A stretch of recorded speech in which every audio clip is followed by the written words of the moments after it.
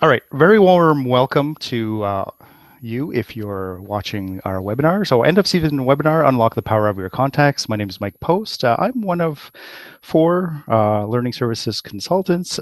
If we haven't met yet, just so you know, and if you're tuned into this webinar, this is our end of season webinar, and twice a year we actually travel the country. So my team and I have been on the road for the past almost 3 months hosting this workshop exclusively to our Royal LePage network.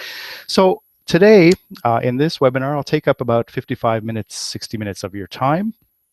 Showing you some strategies, some tips, tools as well to unlock the power of your contacts. And I think you're really going to like some of the items here. And a couple of things we'll cover as well later on, a little bit of social media as well, and perhaps a couple of things that nobody will ever tell you about. So let's jump in. And you know what? We've been putting this slide up during our workshops across the country. I always like to start with this, kind of get the elephant out of the room, so to speak, as to maybe why realtors, brokers don't stay in touch with their network. And your network is not just your customers and your clients. I'll show you who else you might want to add to your database as well. But in terms of why maybe you don't stay in touch, this is what we've heard across the country, and we've heard this for a number of years. Maybe you wish you had more time. Do you ever wish you had more time in your day? Maybe you don't know what to tell people. We're going to go through that as well in just a bit. Lead apathy is basically consider this. Let's say a call comes into your office. I don't know if that's ever happened. That call is transferred to you and you're not able to pick up the phone because maybe you're here listening to this webinar, or maybe you're with another client at an appointment. So what do? You try to call back these leads and they don't pick up the phone. Then what do, right? You try again, they still don't. So you kind of just give up. And that's what the majority of realtors, brokers will do. So I'm actually going to show you what to do to, number one, get people to pick up the phone. And really, what do you do? What do you tell them?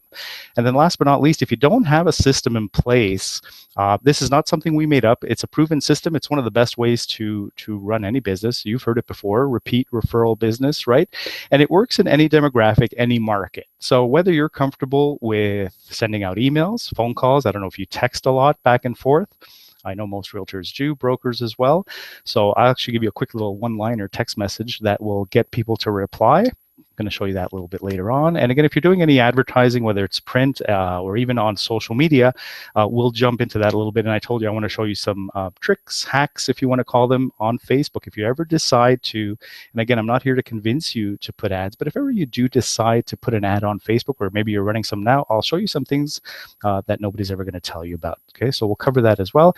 Here are the objectives, not only for our workshop these past couple of months, but also for this webinar. So I told you it's a strategy proven, one of the best ways to run any business, repeat referral business, works for your market. What do you actually tell people? Maybe a little bit of what not to do. And last but not least, we'll cover a bit of social media, a little bit of Facebook as well. Okay, so let's jump in. Those are the objectives for our workshop. The theme across the country this past season for this workshop, Unlock the Power of Your Contacts, and even for this webinar, is being purposeful. So do you know what that actually means? You've probably heard it before. Having a purpose is a little bit different. Having a purpose is what you do every single day. You help your customers, clients buy and sell real estate, get into a new property perhaps.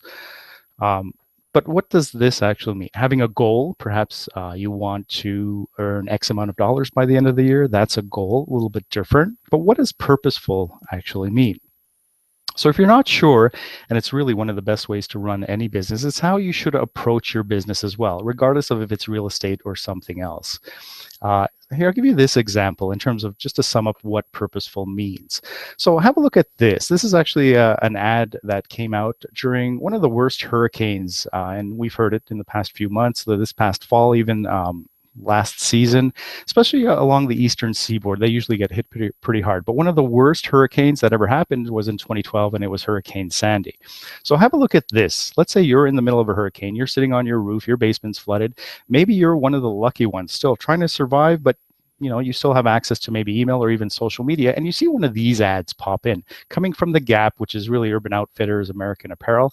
Have a look at it and tell me what you think, good or bad. Feel free to type it into the chat if you'd like to. And again, I have my colleagues here, which are going to help us out and help you out as well in terms of if you have any questions. Feel free to type something into the chat even during this webinar. So 20% off everything coming from The Gap American Apparel. Have a look. In the middle of a hurricane, good or bad? it's actually not only bad, but it's terrible. There was a huge outrage regarding this, especially on social media, in terms of, companies basically trying to make money, trying to milk innocent individuals during tragic times. And again, you'll see it even when you go on certain websites. You might have even heard this on the news. There's companies, if you go to the store right now and buy a case of water, how much does it cost? Like a case of 24 bottles of water, it's usually like $3.99, $4.99, right? You go on some of the websites, they're selling that same case of water during these tragedies for $192, which is absolutely ridiculous, right? So that's not purposeful. But during this same tragedy, so those states that you see on your screen, the ones highlighted in red, a little over 8 million people were without power on the eastern seaboard. And again, not just for days, but some of them for weeks as well, just trying to survive. So there were two companies that did it right during this tragedy and many other tragedies as well. They're there to help. And that's actually Tide Detergent and Duracell batteries, both owned by Procter & Gamble. But what Tide actually did was they drove trucks into some of the hardest hit areas. Each truck had 32 washers and dryers on the truck, right? Branded Tide, of course. But people could come out. Those people without power for weeks can come out and do their laundry for free in the trucks, right? Same thing with Duracell batteries. Even into lower Manhattan, they drove some trucks into there, some of the hardest hit areas. And each truck had charging stations on there, which people can actually come out, charge their phones, laptops, stay in touch with family and friends, right? So my question to you is, do you think that's good marketing? It is, and a lot of cynics would argue that, yeah, that's great branding, great marketing. But if you look at the history behind those two companies, even Procter & Gamble, Tide, Duracell, they always approach a situation by what can we do to help, as opposed to how can we make money, kind of like what you see on your screen. Does that make sense? So that's really what this means, purposeful, right? What can I do to help? What's ailing you? What's your issue? What's your problem? And it might not always be a problem. It might be just, what does somebody want? And really, then what do you have to help? Is it actually one of your properties, a listing, or maybe it's a service provider that you have? Okay, so keep that in mind, not only when you're running your business, but also throughout the rest of this webinar. Okay, so here's our strategy. I told you it's proven. It's not something that we made up. We've tweaked it a little bit, but it's the best way. Repeat referral business, right? 5 steps to a strategy that actually works. So I'll show you a couple tricks or a little tip to actually how to pare down your network to those people that are relevant. What do you actually tell these people?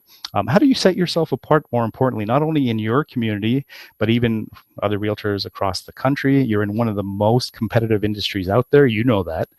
And we'll cover, I told you, a little bit of Facebook ads as well, if ever you do decide, or if ever you are placing ads right now. Okay, so let's get into step number 1 in this whole strategy, just paring down your network. So your network, and again, these might be groups that you've never even thought of. That's your vendors, business partners, right? Existing past clients, of course, potential clients, leads.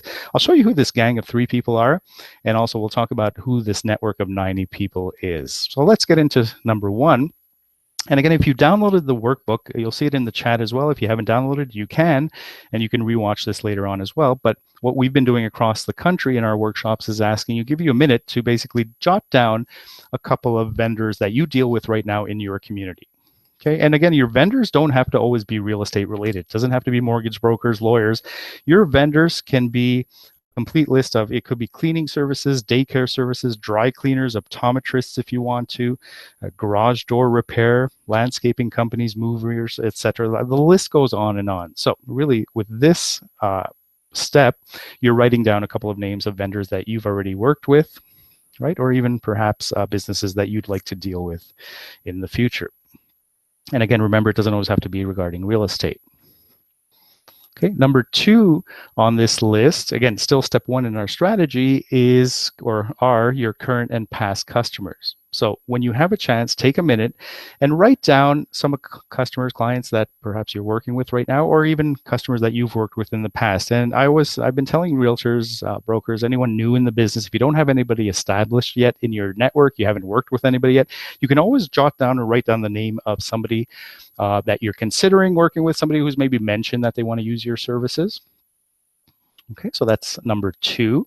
Number 3 on this list of who's in your network are potential clients. So these are actually leads. And keep in mind, your leads can come from 3 different sources. Leads can come from your past customers referring business to you, right? Referring their friends and family. Leads can come from somebody calling the office, inquiring about a listing or a property, right? That call is transferred to you.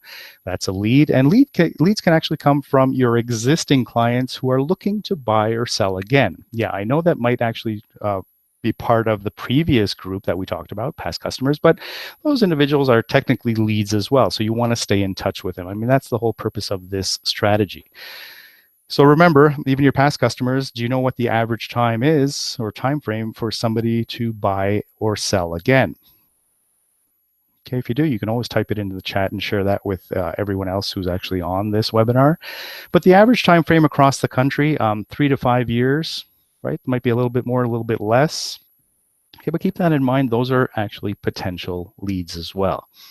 The number 4 on this list is a gang of 3 people. Originally, it was 5, 10 people you can have on this list, but we've just pared it down for time's sake. But it's a small group of vendors. Now, a little bit different from maybe your vendor list, the very first group I just talked about. And your gang of 3 or gang of 5 people is actually a small group of vendors that you're going to work with or you've worked with very closely. And may I suggest, if you don't have one of these groups, spend some time in the next few weeks, even in the new year, developing this group. It's actually one of the most lucrative.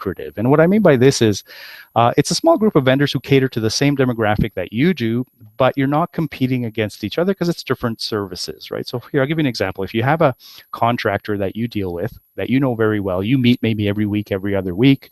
Let's say they go to renovate somebody's kitchen, bedroom, bathroom, basement, and they find out the reason why the homeowners are renovating is because they're looking to list their property. Then in turn, that contractor will refer you as a realtor. Does that make sense? Okay, so what you want to do is put together a small group. This could be 3, 5, 10 people, 10 vendors that you're going to stay very close to, as opposed to maybe just having a vendor list.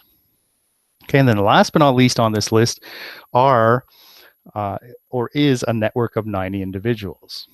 Okay, so these are actually people. So my question again to you is, I want you to think of how many people do you have in your database? You know, traveling across the country, I've heard, you know, anywhere from 150 to 300, 500 people maximum, right? And are you staying in touch with these people? But more importantly, who are those people that are motivating you, that are energizing you? When you wake up in the morning and you think of their name, are they helping you? Are they helping your business, right? Are they maybe even sending referrals your way? Those are the people that you want on this network of 90 list. The other reason why it's 90 is this. If I were to ask you right now, you're probably sitting in front of your computer watching this on your iPad, perhaps. If I were to ask you to grab your phone, because I know it's next to you, maybe some of you even have it in your hand, and go ahead and send out a text message to one of the groups we just talked about. Would you be able to do that? Would you be able to send out a text message to somebody? Yes, of course you would, right? Would you be able to send out an email to somebody else, or even pick up the phone and maybe just a quick call, say hi to somebody? Absolutely. And then on your way home, or even let's say to the office tomorrow, or even back home today, if you're at the office right now, would you be able to stop by and say hi to one of your vendors? Yes or no? Of course you would, right? So that's 3 people a day. Multiply that by 30 days. You've got 90 touch points, 90 people that you're staying in touch with. Does that make sense? And again, that's not difficult. You're not straining yourself. You can do this in the morning if you wanted to, even just with your cup of coffee. 1 text, 1 email, maybe even a phone call before you start your day. And you've already touched base with 3 people. Okay, so that's these 5 steps or 5 groups. Still step number 1 in your strategy, establishing your network. It's just one technique that you can use to pare down those people that are relevant. So my question to you, just to sum up this section, is, well, how many people should you have in your database to run a successful, sustainable, profitable real estate business? How many do you think you should have in your database? And it's a bit of a trick question too. It's not about how many people are in your database. I mean, when you talk about, let's say, social media, right? Vanity metrics, you can have a look and, you know, you can have thousands of people following you, but are they actually using your services, right? So it's not about how many people, not about the numbers, it's about who's actually in your database. It's about quality. Does that make sense? Okay, so let's go with step number 2 in this strategy. Now that you've seen one technique to pare down who's relevant, what do you actually tell these people? So I want you to look at your screen for a minute. And it's basically how information gets lost. I just want to put this into perspective with you. I mean, have you ever received those long-winded emails from people, those paragraphs and paragraphs of information, and you're kind of just skimming through it, wondering what on earth are these people trying to say? Well, careful when you're sending out information as well, because people are doing the same, and we're all programmed basically. Just, you know, skim through what on earth are pick out the key points. So have a look at your screen for a second. Have a look at the red box and tell me how many letter Fs do you see? F like Frank. I'll give you a minute to actually look at this. And if you can, go ahead and type this into the chat in the webinar. I'm curious. How many letter Fs do you see in that red box? Go ahead and do that.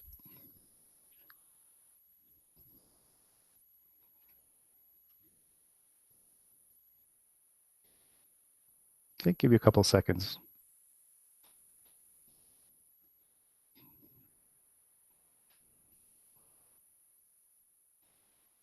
Okay, so I've got people replying 3, 4, 5, 3, 3, 3, 4. Thanks for all your replies. A couple of you have actually picked up on it. There's actually 6 letter Fs on the screen. And again, I'm not tricking you. I didn't put them in there just 2 seconds ago. They're actually in there. Your brains usually won't pick up, and our brains won't pick up the Fs after the O. For some of you, you did get it, so congratulations to you, but it's rare that you will. So the Fs after the O, they're there. It's just we're programmed to skim through information, right? So my point with this is, and again, feel free to try this, by the way, this evening with your family and friends. Great activity. So how do you actually get your point across? Number one, figure out, and I told you purposeful. It's one of the best ways to run any business. Figure out what's ailing somebody. What's their issue? What's their problem? It's not always a problem. It's sometimes just what do they want, right? And then figure out, well, what do you have that can actually help them, that they can benefit from? And it might not always be a listing. It might just be somebody off a vendor list. Let's say I move to your city, your community. I don't know anybody there, right? Do you guys know a good daycare? Do you know where I can get my glasses fixed? Good optometrist, for example, right? Maybe landscaping company if you want to. The list goes on and on. So it's not always just a listing. So I want you to think about, well, what's ailing people in your community? Is it credit problems? Is it lack of inventory, which I've heard a lot on the West Coast, for example? Is it something else? And then more importantly, well, what do you have then? Is it a listing, or is it perhaps even a vendor that you have on your list? Then it's, well, cut through the BS in terms of information, or even sometimes misinformation. So what I mean by that is we all have access to the internet. Your customers, clients, leads, they all have access to information, but is it the right information? So when you are providing information, careful, back it up with numbers. I know realtors, brokers love stats, and we try to put some into our workshops. I'll share some numbers with you a little bit later on. Share some numbers, back up really what you're telling them, right? Because again, sometimes the information that we look up, it's not the right information, and you know that. And then last but not least, probably one of the best pieces of advice I can give you throughout this workshop, or even on this webinar, is how do you actually get people to do something? And if you're not in this habit right now, I won't lie to you, it took me weeks to get into this habit, but something as simple as just a small call to action on everything you do. That could be a text message, that could be an email you're sending out, or even maybe something on social media. Something as simple as, hey, let me know if you got this, right? Or something maybe a little bit different than just call me or text me. So I'll give you some examples here. Number one, this is from a website. It doesn't have to be complicated. You don't have to make this something bigger than it actually is. Just a small text box if you wanted to. It could be visual, or it just could be something you asking for something, right? But again, get into this habit and you're going to see a huge increase in terms of responses, as opposed to just, hey, here's an email or here's a text message. Hope you get back to me. Okay, so here's just one example how it works. Push button. If you haven't, if you're reading this, you didn't push play yet. It is a call to action, a little bit more indirect. But instead of me yapping away here, let me actually show you live. If you log into rlpnetwork.com, I'm actually going to go jump into Smart Studio and show you a couple of techniques and some not only call to action, but also maybe in some headlines to actually get that information across. Okay, so let me just jump in. Give me 1 second here. I'm going to log into RLP Network. I hope you have your username and password. If you don't, you can always call customer care. I'll give you the number at the end, and they can help you get into RLP Network. So from RLP Network, when you click on marketing, go down to the 4th option, which is Smart Studio, and you'll see a big blue button that says Launch Smart Studio. Okay, I'm just going to log back in. And once you get into Smart Studio, so if you're not aware and you've missed all the communications that have gone out from Royal LePage Canada, Smart Studio is not only a client relationship management system, it's also where you have your marketing collateral. So those feature sheets, for example, that you're working with, that you print off, brochures, etc., pamphlets. They're all in their postcards. And again, they're created automatically for each and every one of your listings. So really all you need to do is decide, well, do I want to print it off or do I want to email it to somebody? So that's the studio part of where I am right now. Then if we actually go to My Book up at the top, think of My Book as your little black book. That's where you have all your contacts. You have your contacts, you have business contacts in there, you have leads as well, which are funneled and filtered in there, not only from, let's say, a client click website, which is a Royal LePage product, but if somebody actually goes to royallepage.ca and clicks on one of your listings, you're going to get an email that somebody's filled out that form, but that lead actually gets placed into here. And then you'll see a number like I have, number 2, which means you have new leads, not only via email, but also funneled into Smart Studio. Okay, so the first thing is have some people in here. You'll need to either import your contacts or you can click on New Contact. Okay, so you can manually enter your contacts one by one if you wanted to. So first name, last name, email, etc. The most important thing, don't forget when you are adding contacts, is the very last line here. It's CASL consent, so Canadian anti-spam legislation. In order for this system to work, and really you should have this, and it doesn't matter if you have this on an Excel spreadsheet, have some form of proof that your customers, clients, leads have given you permission to stay in touch. Now, with this system, just know that if you don't check one of these off, nothing will ever be sent out. So you could spend days putting together really nice campaigns, I'm going to show you, even newsletters, and nothing will ever be sent out. So you have implied or express consent. Make sure you give one of those. Okay, enter your contact and make sure you save those changes. So I have a couple of contacts in here right now. So what I want to show you, just based on what we were talking about, is how do you actually get this information across, especially when you're sending out sometimes generic material. So what you want to do is customize it a bit. So let's actually go to campaigns up at the top of the screen, and we're going to go down to the third option across, which is manage drip. So drip, drip, drip, a little bit of information over the next 30, 60, 90, 120 days if you want to. So these are campaigns that are already done for you. So whether you have a buyer or seller, you can actually create your own custom campaigns if you'd like to as well. So I'm going to use just the first one. It's the easiest one. Buyer. Let's say you have a potential buyer. Again, maybe they haven't signed with you yet, but you want your name in front of them for the next 30 days. But you still want to customize this a little bit. So I'm going to go to click on the very first go button here. And again, there are your 6 projects. So each of these campaigns, buyer, seller, different. But let's say the buyer 30, 60, 90, 120-day campaign, they're the same 6 projects you see on the screen here. It's just the only difference is basically when will these get sent out via email, right? So day 0 is today, 6 days from now, 12 days from now, 18 days from now, etc. And again, I've been telling realtors and brokers across the country that let's say you have a potential buyer who's telling you, maybe I'm looking to sell, looking to buy something in the next maybe 5 months or so. What you could do is come in here, just change these days. So spread out these projects a little bit longer, so your name is in front of them at least for the next 3, 4, 5 months, right? Change this to 45 days from now, 90 days from now if you want to, 150 days from now, etc. So these projects will be sent out, so you can customize them. So I'm just going to go to the 4th one down, which is viewing homes, just to give you an example. Okay, so have a read for a second. If you actually look at the title, it's helping you with your home purchase, right? You have the subject line. That's what the subject line will be as well. So question to you is, if you saw this coming into your email, helping you with your home purchase as the subject line, would you actually click on this? Yes or no, right? Some people will, some people won't.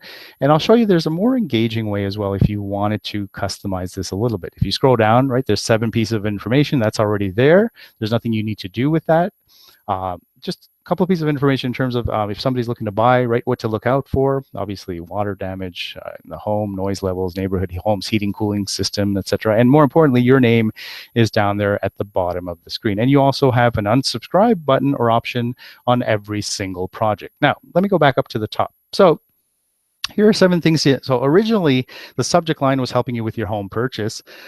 I've modified it a little bit to perhaps a little more engaging. So I'm going to show you 16 subject lines that are proven to get your emails opened up in just a second, right? So what I want to do is customize this. Here are 7 things you need to consider when viewing a home.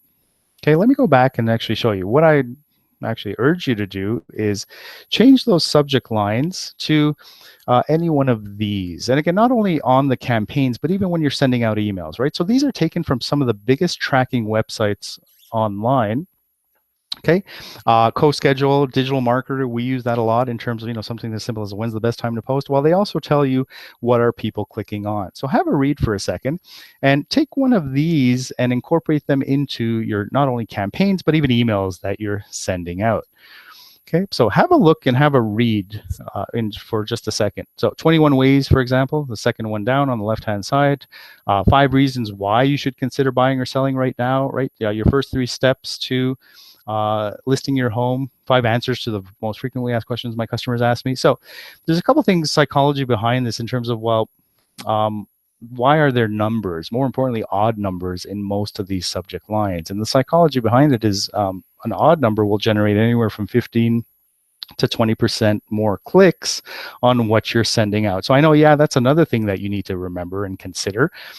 But when you are composing those, and even just for these campaigns as well, consider updating this, modifying it, make it a little more engaging and also more relevant to who you're sending it to. So I replaced this campaign with, or the subject line here with, here are 7 things to consider when viewing a home. And I'm not lying, because if you scroll down, there are actually 7 items on there.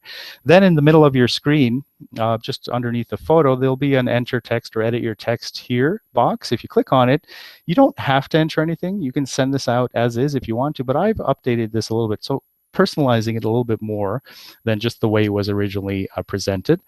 What I'm doing here is typing in hi, hello, however you want to address somebody, and I'm automatically getting their name inserted into this campaign. Now, if I actually wanted to send this to, let's say, Stephanie, for example, right, or Yvonne, or anyone, I could just type their name in there and then I'm good to go, right? But if I actually wanted to add 10 people, 100 people, 1,000 people to this campaign, typing their name one by one is going to take a hell of a long time to do. So the way you actually do this to automatically get their name placed in here automatically from your database is up here at the top.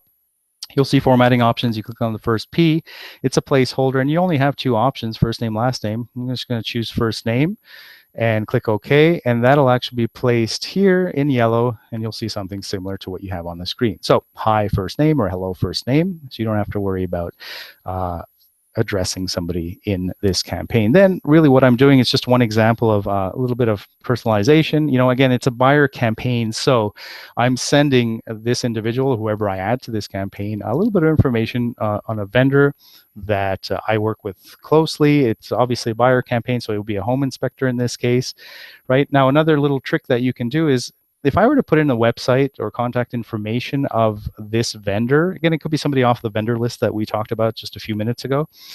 If I actually type in, let's say, www, and let's say homeinspector.com, for example, or any number or any website, if you send this in an email, it's not going to be an active link. What I mean by that is, if you have to get somebody to copy and paste that email into another browser or another window, what do you think is going to happen? Right? They're not going to do it. So if you want to save people a little bit of time and, again, make your campaigns a little more engaging, what you can do is highlight the information that you actually want to make a live clickable link. So in this case, here's Dave's info. And again, back to these formatting options up at the top of the screen. So I'm going to hover over the one that says link. And what you can do here then is actually type in the actual website you want people to go to. And this, so don't forget the wwws dot whatever website or whatever company you want to send people to. Click OK. I mean, it might be just information off of your website, so you can put your website in there as well. Click OK, and that's going to make this a live clickable link. You'll see the color change as well. Does that make sense? So here's Dave's info. Somebody can click on it, and it'll take them to Dave Home Inspector's website. Make sense, right?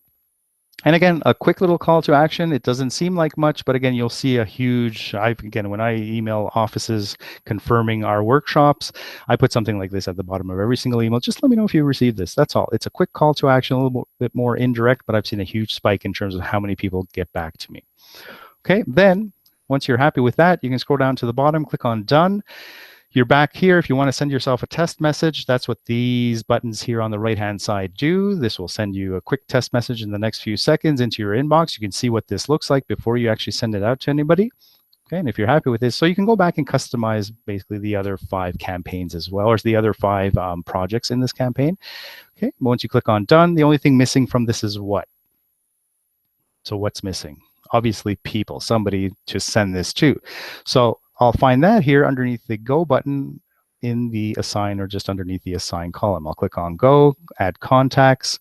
Right, if you have groups of contacts already in here, that'll automatically pop up first. If I just want to flip through my whole book, remember my book is like your address book, I can do that as well. I can scroll down, I can click on somebody's name, and using these chevrons or arrows in the middle of your screen, move them over to the right-hand side. The single arrow moves one person over, the double arrow is going to move everybody over, so careful about that.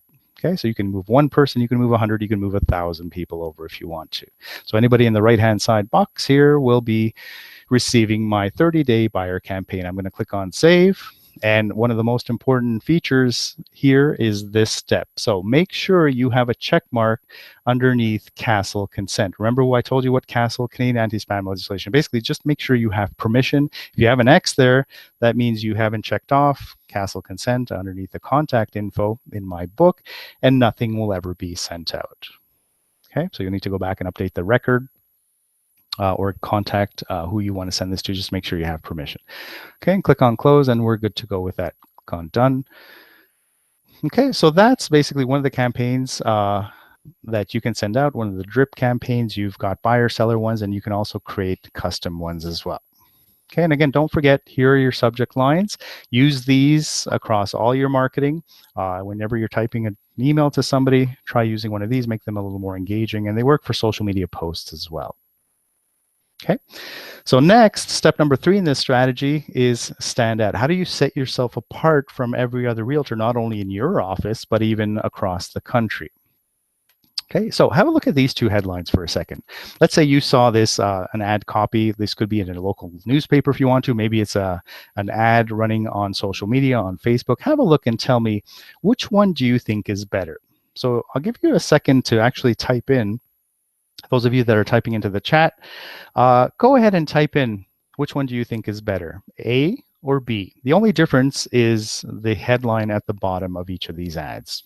Which one do you think would work better, A or B? Go ahead and type in your answer. I'll give you a minute to do that.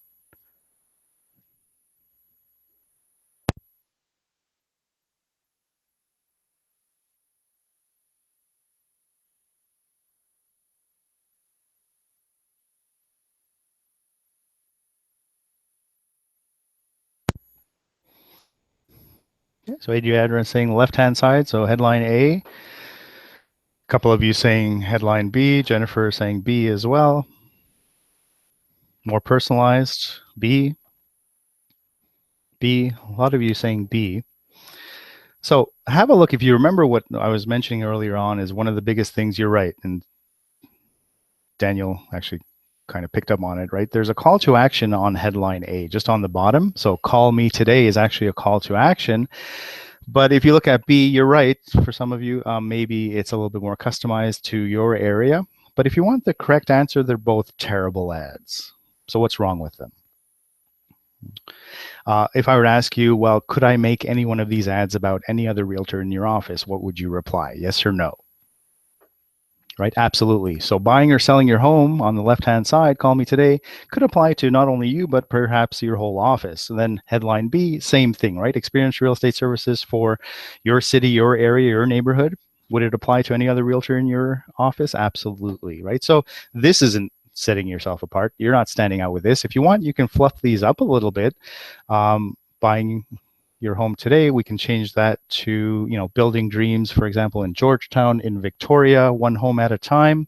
On the right-hand side, headline B, put my 12-step. Remember what I told you about odd numbers as well, right? I'd probably change that to maybe a 5-step, 11-step strategy to work to sell your house, right? Not too many realtors have that.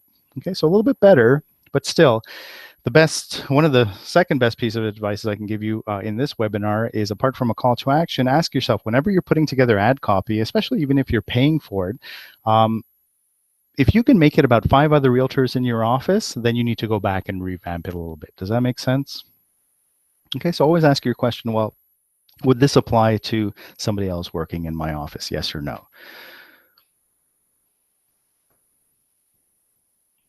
Okay, and remember, purposeful, it's the best way to run any business, not just real estate. It's what's ailing somebody, what's their issue, what's their problem, maybe even just what do they want, what's their desire, and then figure out, well, what do you have that can actually help them? It might be a vendor, or it might actually be a listing. Okay.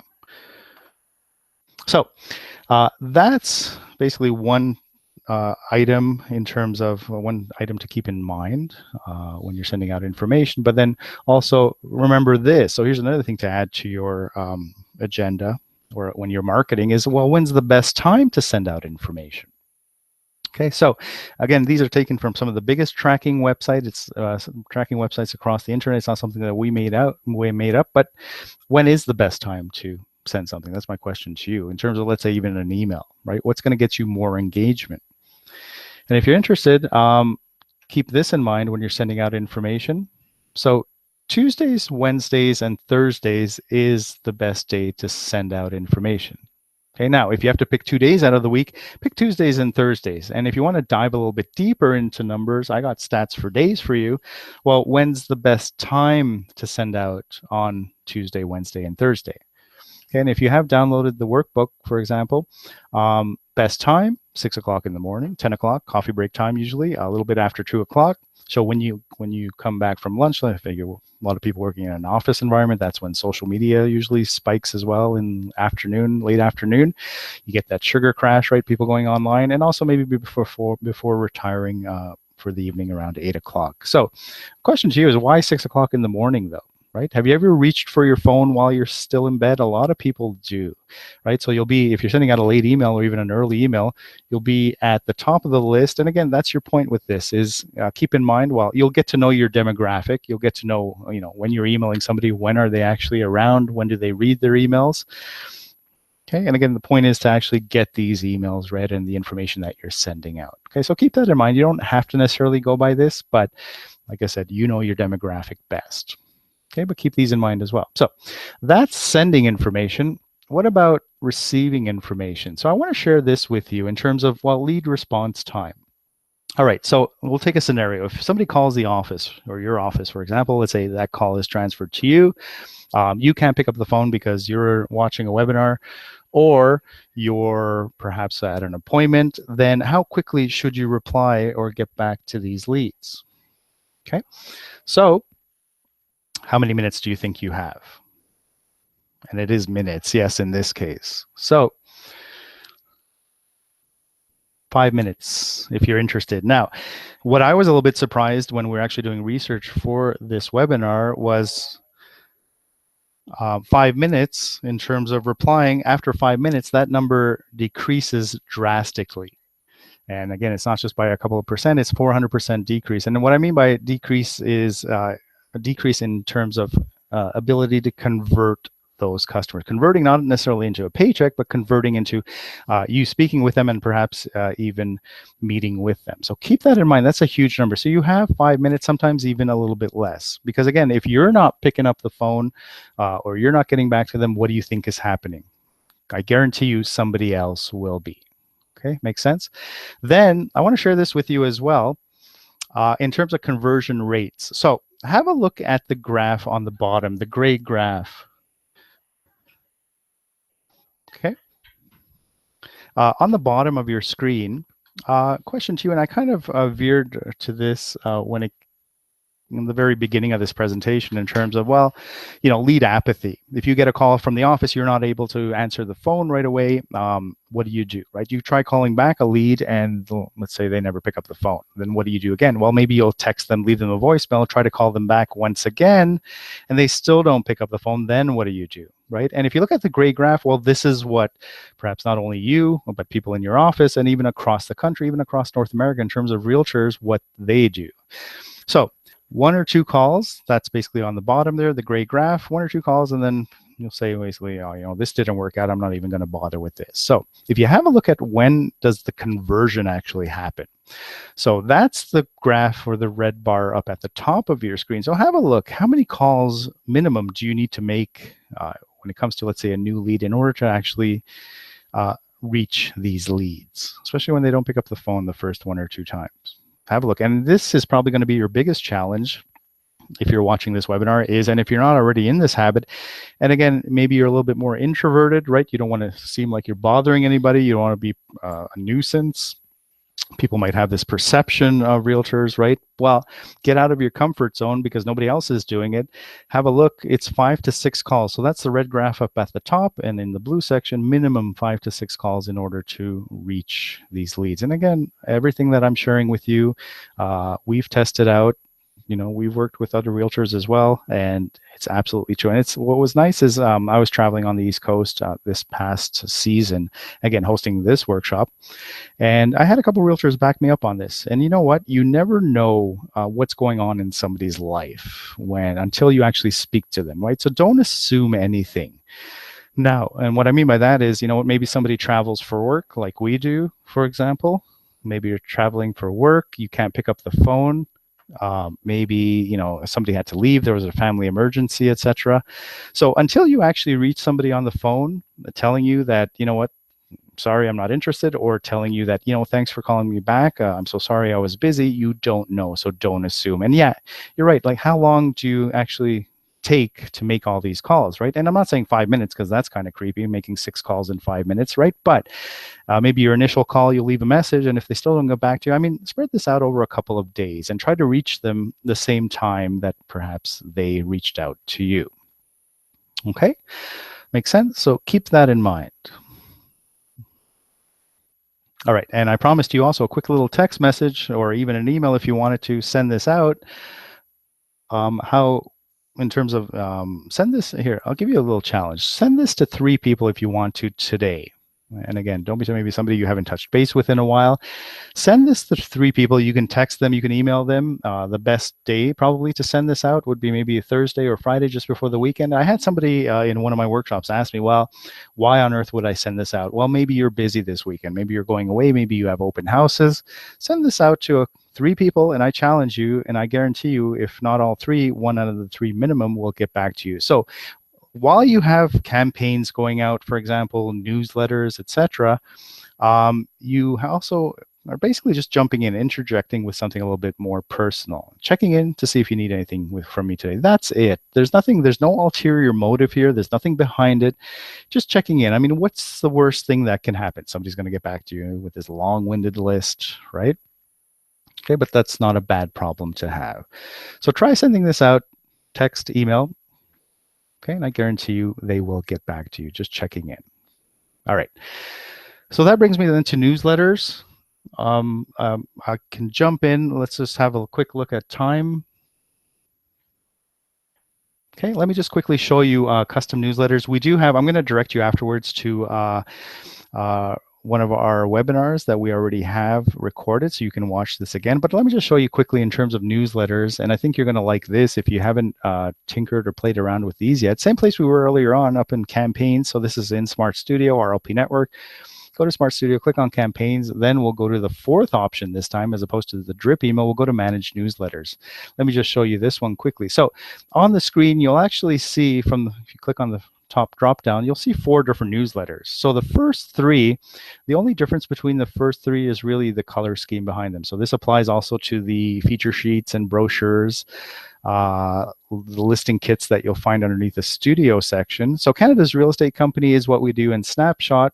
They're all the same content. It's just the color scheme is a little bit different, and even the banners up at the top. Then you also have the 4th one down, which is a custom newsletter. So if you have your own design that you like to use, maybe you want to put your own information into here, make it, again, more personal, more relevant, then you can create your own newsletter from scratch. Okay, so I'm actually going to choose the last one, custom newsletter, and then click on this red button here on the bottom, e-newsletter from selected template, and you'll be presented with really a blank slate. So I have the banner up at the top, which I can actually change if I want to. Then you can add articles in here, and if you want to put a little bit of thought in terms of, well, what do I want to make this newsletter about, right? You can make this about maybe half about real estate, your business. You can add up to 3 featured properties in here. So if you actually click on this section in the middle of your screen, if you have live listings up on realtor.ca right now, which are on royallepage.ca, then you'll see them here. You can click on up to 3 listings, put that in the middle. If you choose to ignore this section, you don't want to put any listings into this newsletter, then that section will just disappear when this is sent out. Okay, so maybe a little bit about real estate and a little bit about, well, what's going on in your community if you want. Now, start at the top, click on the banner. You can choose, I told you it's 3 different color schemes, really, 3 different templates. So you can choose on any one of these 3 banners, or better yet, you can actually click and drag a picture if you wanted to from your desktop. So it's not a copy and paste, it's a click and drag. So just pay attention to the actual size and dimensions up here at the top. So if you had it says 572 by 120, but if you had a 600 by 200 photo or image, remember this is going out in an email, right? If you had a big square picture, that's going to take up the whole email.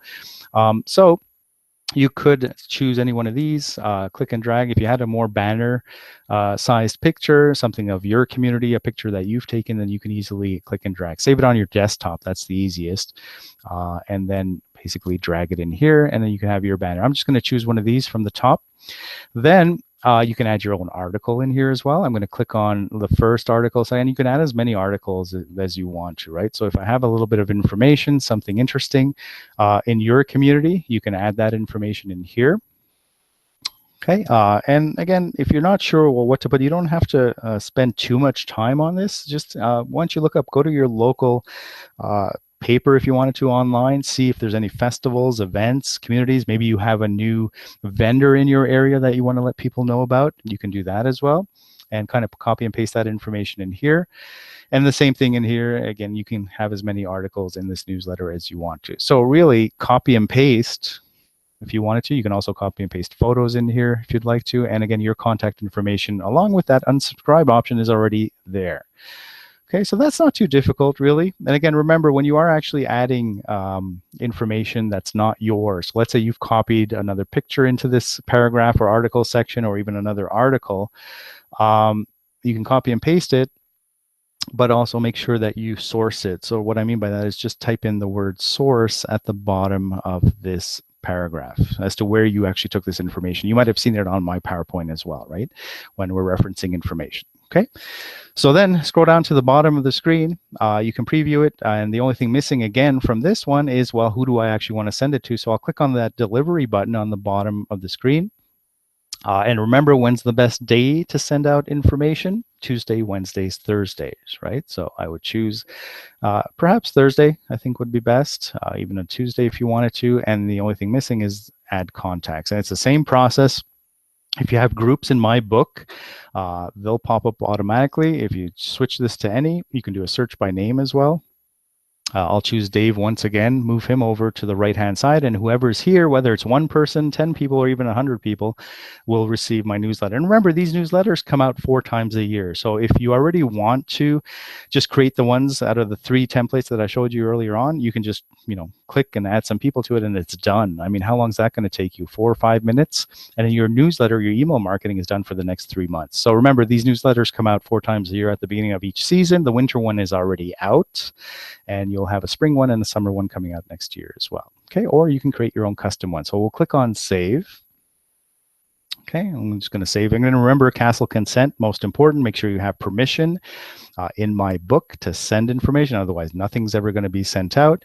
And the nice thing about this too is tomorrow morning, if I'm sending this today to somebody, I come back into this system, same place we started from. So when I click on campaigns, I'll actually have stats for everything that I'm sending out. And again, you should, regardless of what system you use, you should know exactly how your email marketing is doing, right? Is it working? Are you wasting your time? Are people clicking on it? Is the information that I'm actually sending out relevant or not? Okay, so you'll find that here when you actually click on full campaign details. You'll see exactly who's opened it, if they've opened it, or if even the email address is incorrect, if it's bounced back to you. Okay, makes sense? All right, so those are our custom newsletters within Smart Studio. And if you need some more ideas in terms of, well, what you can actually send out or put into a newsletter, you can put these topics. They seem to be popular as well, right? If you have a new vendor in your area, want to let people know, again, you're active in the community, you can put some photos into that newsletter. If you have an event, right? Anything that maybe even your office is hosting or you're doing in the community, put that in there. Obviously, pictures of your buyers and sellers, those happy clients in front of your sign, those seem to be popular as well, right? Spotlight a local business. These are nice for newsletters that are also nice for social media. Now, let's say for Facebook, for example, people, you'll post a picture, people will share it, they'll comment on it. That's great, but is it actually putting money in the bank? Most probably not, right? So that brings me then to our fourth step in this whole strategy is extending your reach beyond, let's say, just campaigns, newsletters, print material, newspaper ads, etc. We'll get into a little bit of social media, I promised you, and I'll show you a couple of tricks and hacks that nobody will tell you about. Okay, so extending your reach beyond just, let's say, the traditional marketing. But it's really always a mix and match of everything that you do. Okay, so I just want to share this with you. And again, across the country, and nobody's really mentioned it, which I was a little bit surprised in terms of, well, question to you is, do you think there is money to be made on Facebook? Yes or no? Absolutely. You have 2 billion people, and I know a lot of realtors, brokers across the country that do and that are successful. So there's a couple things just that you need to know when we do log in. So let me log in and I'll show you live in terms of if ever you do, remember, I'm not here to convince you to place Facebook ads, but if ever you do, or if you have been, or you want to spend a couple of dollars promoting your business or even a listing, know exactly how to do it. Okay, so I'm going to come back here. I'm just going to go to my business page, for example. Okay, there's one of the pages that I use for testing. So you might see something a little bit similar when you go to your business page. Now, up on the top, obviously your banner, and you might see these icons, you might not, depending on how frequent a user you are for your business page. So advertise your business, right? You see sometimes boost post, boost post, boost post. Be careful about boosting posts, right? Have a look at the posts that Facebook is trying to get you to pay for and see, well, is that post engaging? Is it actually doing anything? Has anybody actually commented? Because I mean, the people that are on your business page are not only your friends and family, hopefully, but they're also customers, clients, people that have done business with you or are looking to do business with you. So, I mean, those are usually people that you know, right? In one form or another. So when you post something, I mean, are they commenting on it? Are they sharing it? Are they liking it? And if they're not, then, well, what are you boosting? What are you paying for it? Or why are you paying for it, right? So if you want to create an ad from scratch, I don't suggest you use these ones. You can go up to the top because you're not going to get the full menu of everything that Facebook offers you, right? So you can go up to the top of the screen and actually click on Create Ads, and that will take you to the full menu or suite of products that Facebook has, right? And again, it's a little bit difficult to navigate sometimes, so let me walk you through this. What you see on the screen are actually 3 different types of customers, right? So awareness is actually like a newspaper ad, for example. Okay, so awareness, this section here, the very first column is like you putting an ad in the paper. Here's my business, right? You get 4,000 views for a couple of dollars, really. Consideration are those of your customers that are on the fence about buying or selling. So really what you want to do if you're targeting them is you want them to do something. You want them to click on this, go check out this featured property, for example, or have a look at my services or take them back to your website, right? So that's where call to action engagement comes into play. And this very last section here, conversion, are actually those are your customers and clients that have their checkbook out, their wallet out, and are ready to buy or sell. Now, to target, the only catch with that last column, that's the one that we all want, is that you'll need some metrics and stats in terms of targeting this group. So the easiest one to actually start with is consideration. Go down to engagement. Remember, call to action, right? I told you page likes are nice, vanity metrics. You got like 500 people following you or 1,000 people, but is it putting money in the bank? Probably not, right? And an event response is like an open house. If you post an open house, is anybody actually going to register for an open house? No, they're just going to show up at your open house. So really what you're looking for is post engagement, right? You can name it to whatever you want, then click on continue. And I like to think, well, this is the fun part of Facebook. You might think, well, maybe placing the actual picture in the ad and the headline is fun. I want to show you how deep you can actually get into targeting here. Now, without spending too much time, you can technically upload your whole Excel spreadsheet. If you have a database in an Excel file, you can actually upload that and Facebook will go find them and put your ad in front of those people.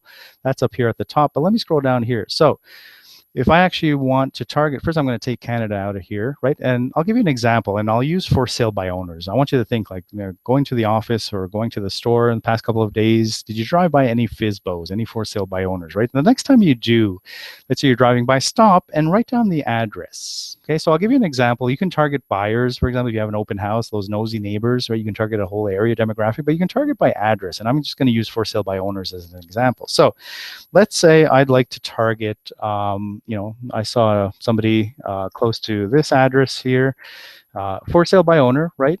Somebody who's actually looking to sell their property. I'll put down 39 Winford Drive. Now, 10 miles is going to be the default that Facebook gives you. Now, that's way too broad in terms of targeting. So I'm going to narrow this down to one mile, which is about 1.5, 1.6 kilometers. So you'll see here, there's address number 1. Okay, and you can put as many addresses as you want to into this system. And again, this is like me going up to the front door and basically knocking on the door. Okay, and that's how close I want to get to targeting. Remember, I want to get the most value for my dollars. So I'll scroll down. Age group, my question would be, well, who's actually living at this address, right? And again, maybe this will be a little bit a slightly older demographic, right? So we'll put, let's say 50 plus, not to say that 50 is old, but let's say 50 to 65, right? All is fine. Then I'm going to scroll down and Facebook is going to ask me, okay, well, what do you think these people are interested in? What group or what demographic are you targeting, but also, what are their interests? So if I was selling my property myself, a couple of days before, let's say, sticking a sign on my lawn, a for sale by owner sign, I'd probably go online and start doing some research, right? What would I be looking for? What do you think? What would I be looking for? What category? What would it be? Real estate, comparables, anything else for the example? So my suggestion is start typing in some keywords and see if Facebook actually has it in their category, right? So for example, the easiest one to start with is real estate. Then what's going to happen is Facebook's going to realize, well, what you're trying to do, and it's going to start giving you suggestions. So if I'm, targeting a for sale by owner, they'd be a homeowner, obviously, that's a good category. There's actually a for sale by owner category as well. If I'm selling my house, I'm probably looking to buy something. So you have all these categories here, right? Buying a house just depends on where they're looking to move. So you don't have to go crazy with this, anywhere from maybe 6 to 10 categories. And you'll see here on the right-hand side in terms of, well, how many people, and again, these numbers are pretty accurate. It's how many people are going to be clicking on my ad. And remember, with this ad, or the one that I'm showing you specifically, the example I'm giving you is one for sale by owner. So really, I'm targeting one person on here, but I can put as many addresses as I want to. Okay, so I'm not going to worry about, really, I want to get this number as low as possible because that's who I want my business to be in front of. Then what you can also do is exclude certain people, because again, remember, every time somebody clicks on this ad, you're going to pay for it. So who do you think you would want to exclude from seeing this ad? Okay, so I got the address, I got the age, I got some interests. Who would you not want seeing this ad? Realtors, right? Other realtors, those nosy realtors who are going to be clicking on it. And again, I have to pay for the actual ad. So I'm going to type in realtor, for example. And what you're looking for is anybody who has the job title of realtor. So not so much interests, but anybody, let's say, in their personal profile on Facebook that has, let's say, realtor. You can type in sales representative as well, depending on where you are if you wanted to. Careful, because sales rep could be like a pharmaceutical sales rep if you'd like. Broker could be, again, a mortgage broker. So just careful in terms of, but you're looking for job title, right? So anybody who has realtor, they won't see my ad. Then I'll scroll down.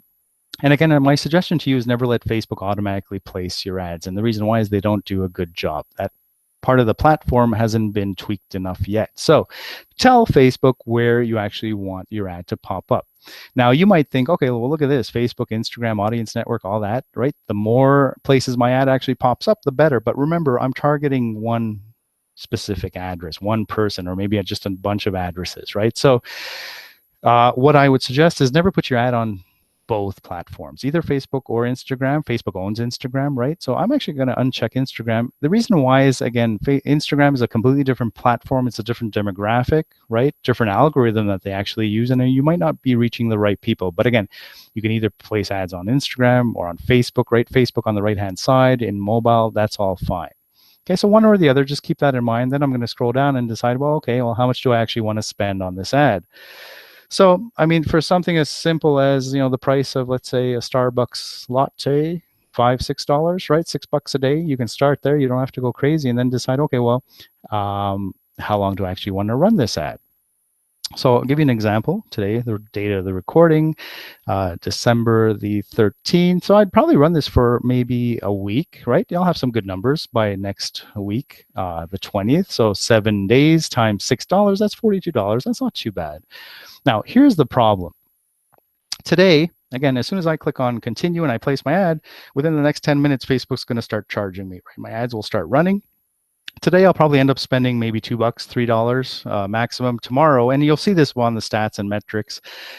Thursday, I'll probably end up spending another, $2.50, $3, $3.25. Friday, same thing, all the way up until next Tuesday. Now, here's the problem: when Facebook realizes, hey, we haven't milked your credit card for every penny that we can, it's going to blast out your ads to as many people as they can to get the maximum out of your budget. So think of it this way: if I run up and down your street and I have a stack of newspapers and I deliver one paper per household, and I get to the last house and I just dump the whole stack of remaining newspapers at that house, that's really what Facebook is doing. So trick the system. Here's what you do: add 3 days to your existing campaign here. So let's say I'm going to add it till the 23rd, which is Saturday. So think of it this way: what's going to happen? It's going to be a nice even distribution every single day, and I'm going to end up spending less than my actual budget. But I'm going to come in here next Wednesday and actually set a reminder on my calendar or even on my phone to remind me to come in here and actually stop or pause my ad.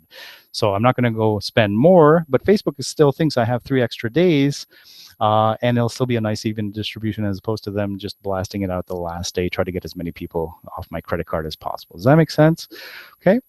So keep that in mind whenever you're placing an ad. Add 3 days to your campaign, but don't forget to stop or pause it.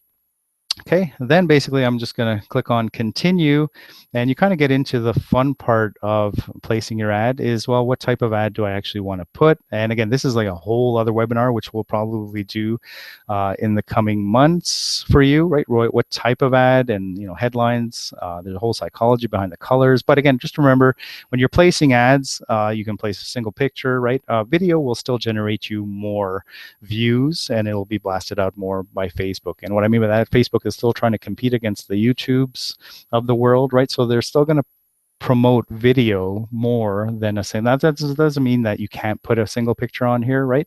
But just remember that video will generate more views and engagement for you. Okay, and I hope that makes sense. Keep that in mind if ever you do decide to spend a couple of dollars on Facebook. Okay, so that basically brings me to, we're just running a little bit short on time, brings me to the last step in this whole strategy is going back to where we started, right? Maybe checking in with your network every month if you want to, if not every week for that matter. Rinse and repeat. And also I want to share some numbers with you in terms of, well, where this workshop actually came from. So this is actually a survey. I just want to share some numbers with you quickly in terms of where this workshop came from, but also a survey that comes out every single year from NAR. Now, do you know who NAR is, right? National Association of Realtors, the equivalent of CREA in the States. And I'm not talking about the housing market in the States and Canada, because that would make no sense. I'm actually talking about the habits of buyers and sellers in North America, which are roughly the same. So this is a survey that we purchase every single year. It's close to almost 300 pages, and every single year, a little over 14,800 people are asked, well, were you happy with your realtor? So have a look at these numbers and tell me, do you think that's good? 73% of buyers said absolutely they do business again with the same realtor that they used, and 70% of sellers absolutely, right? So that's pretty good, right? They were also asked, well, would you send a referral to your realtor? And 65% of buyers said yes, absolutely, I'd send one, and 64% same thing of sellers. That's still pretty good. So out of the 70 and 73% that said yes, yes, yes, I'd absolutely use the same realtor, have a look at how many customers, clients actually used the same realtor. 17%. So what happened? Where did that 70, 73% go, right? And what do you think happened here? It was basically they weren't staying in touch, right? As soon as the sale or the transaction was complete, buyer or seller, on to the next one. Okay, so my point with this is really, and again, these are numbers, they're all backed up, and these numbers haven't changed too much in the past decade or so. So if you're not staying in touch with your database or with your customers and clients, well, what do you think is going to happen? I guarantee you somebody else is. Okay, so let me wrap up this webinar. One more resource I just want to show you here. And again, if you have a piece of paper, jot this down. You can bookmark this on your computers as well. It's royallepage.ca/training. So we've created a portal just outside of RLP Network. If you don't feel like navigating through RLP Network directly, you can just go to royallepage.ca/training. Let me just bring up that website quickly, show you some resources. And again, you've been nice enough to attend this webinar. Okay, so if you go to royallepage.ca/training and you're wondering, well, where is our next workshop? So again, these are the ones coming from Royal LePage Canada. So my team and I told you we're 4 trainers with our manager, Mike, as well. So we travel across the country hosting this twice a year. So for 3 months in the spring, 3 months in the fall, we're actually on the road exclusively for you. Okay, so we'll be coming to a location. This is just wrapping up our season here. You'll see a map on the screen. Up on the top right-hand side, we have a number of webinars that come out from Learning Services, my department, our department, they're all there. They're offered to you at no additional cost. Feel free to take these at your own leisure.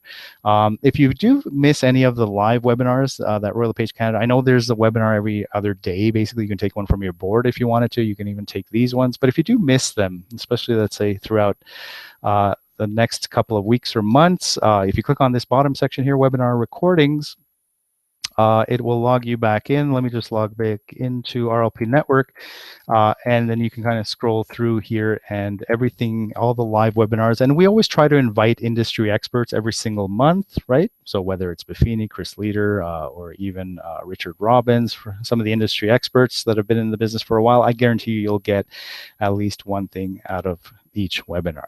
Right? Building your tech toolkit. So it'll take you to this section. If you click on the second option, building your tech toolkit, there's that live webinar for custom newsletters, or you can just watch this webinar again, listen to my voice. But you will have how to create custom newsletters that's already been uploaded for your viewing pleasure. Okay. So I hope that's okay. And I hope you got at least one thing out of this webinar. Did you? Yes or no? If you're still on the chat, please go ahead. Let me know. And again, if you have any issues, I'll promise you phone number for customer care. If you need to get into RLP Network, your password's not working, give them a call. There's 4 guys there that'll answer the phone Monday to Friday from 9 a.m. to 6 p.m. Eastern Standard Time, and that's 1-877-757-4545. Okay. And again, remember, anything training, we hope to see you in the spring. We'll be coming to a location near you, if not your office directly. So please register for these webinars, and I definitely look forward to meeting you and my team as well. All right. If you have any other questions, we're on the chat, my team and I. Look forward to your questions, issues, anything that you have, comments. Merry Christmas and happy holidays to all of you, and look forward to seeing you in the next season. Thanks a lot.